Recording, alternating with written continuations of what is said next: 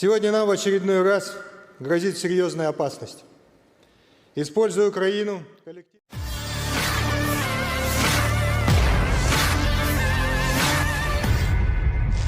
Сегодня нам в очередной раз грозит серьезная опасность. Используя Украину, коллективный Запад стремится расчленить Россию, лишить ее независимости. Эти попытки обречены на провал. Наши солдаты и офицеры защищают то, за что сражались наши деды и прадеды. Для них высшим смыслом жизни всегда были благополучие и безопасность Родины. Menggunakan Ukraina, Barat ingin merusak pertahanan Rusia dan mencabut kemerdekaannya, tetapi semua upaya pasti akan gagal. Hal ini dikemukakan oleh Menteri Pertahanan Rusia Jenderal Angkatan Darat Sergei Shoigu yang memberi selamat kepada militer Rusia pada Hari Pembela Tanah Air. Prajurit kami, petugas mempertahankan apa yang diperjuangkan oleh nenek dan kakek buyut kami. Bagi mereka, kesejahteraan dan keamanan tanah air selalu menjadi makna hidup yang tertinggi, ujar Shoigu.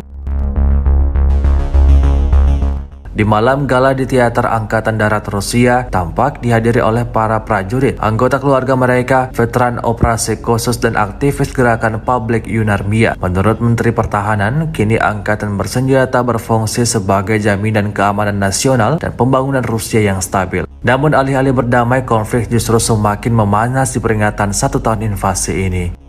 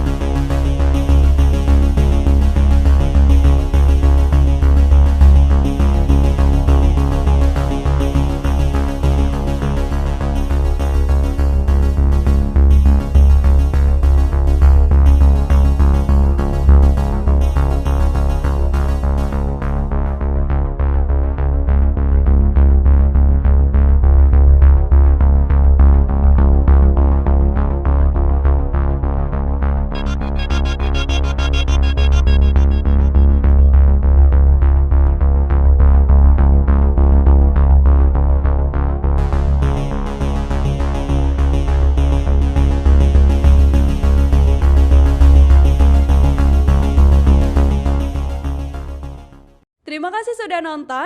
Jangan lupa like, subscribe, dan share ya.